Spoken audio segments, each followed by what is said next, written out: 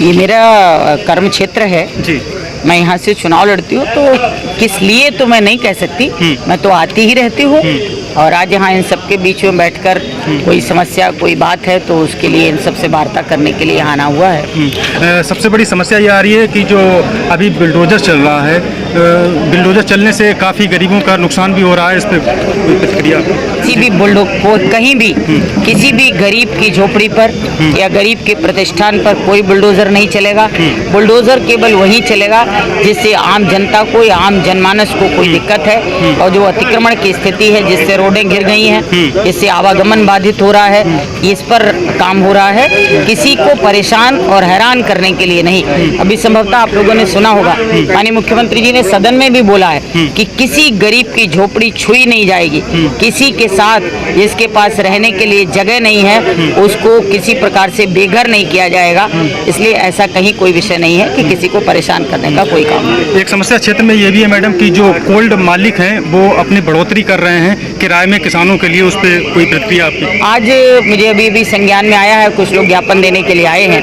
मैं उसको देखती हूँ, देखने के बाद सब हमारे अपने लोग हैं उनसे भी बात करूँगी और माननीय जिलाधिकारी से बात करके कहूँगी कि इस विषय पर वो संज्ञान लें और चिंता करें ताकि किसान को कोई दिक्कत न हो। किसानों से संबंधित एक मुद्दा और है कि बिजली कटौती हो रही है जिससे फसलें जो हैं पूरी तरीके से सूख रही है। देखिए भीषण गर्मी पड़ी है। मुझे लगता है बहुत वर्षों के बाद इतनी भीषण गर्मी पड़ी और प्री हीट हो गया है। मार्च में अप्रैल में जितनी गर्मी थी उतनी मई जून में गर्मी होती थी, तो इसलिए कहीं न कहीं थोड़ी दिक्कतें तो आ रही हैं, लेकिन निरंतर इस व्यवस्था पर सुधार हो रहा है और भी इससे ज़्यादा सुधार हम लोग कर रहे हैं। आज भी सदन चला था तो बजट सत्र में भी इस बात के लिए माननीय मुख्यमंत्री जी ने निर्देशित किया है कि ज़्यादा से ज़्यादा ऊर्जा विभाग पर काम करके लोगों को बिजली उपलब्ध कराई। एक मैडम एक समस्या ये भी आ रही है क्षेत्र में, जो राशन कार्ड की अफवाह फैली थी बीच में कि राशन कार्ड जो है उसका वो किया जाएगा, उस पर मुझे लगता है कि वो तो सरकार ने स्वयं उसको क्लियर कर दिया है अपनी तरफ से।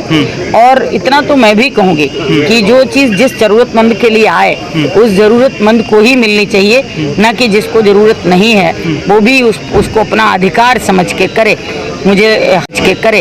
मुझे हर क्षेत्र में प्रत्येक व्यक्ति के यदि कुछ अधिकार हैं तो कुछ जिम्मेदारियां भी हैं, कुछ कर्तव्य भी हैं, तो उन कर्तव्यों का निर्वहन करते हुए अधिकार जितना आपके लिए उपयुक्त हो उतना ही अधिकार का उपयोग करें। हमें समय देने ना एक दिक्कत आ रही है, गर्मियां हैं, 40 से 45 डिग्री टेम्परेचर है और अतिक्रमण में व्यापारी बैठ नहीं पा रहा है। यहाँ तक कि उसके बाद ग्राहक नहीं आ रहा है तो ग्राहक गर्मी की वजह जा भी रहा है। अतिक्रमण ये व्यापारी में आपके सामने समस्याएं भी रखी हैं कि गर्मी की वजह से बहुत दिक्कत हो रही है। आज कुछ बात हुई है इस विषय पर, तो मैंने अपने जो व्यापारी बंधु हैं उनसे कहा है बैठकर एक मसौदा तैयार करें और उस मसौदे पर हम इस मामले में अधिकारियों से बैठकर बात करके उनके लिए जो संभव सहयोग होगा उसको कराएंगे।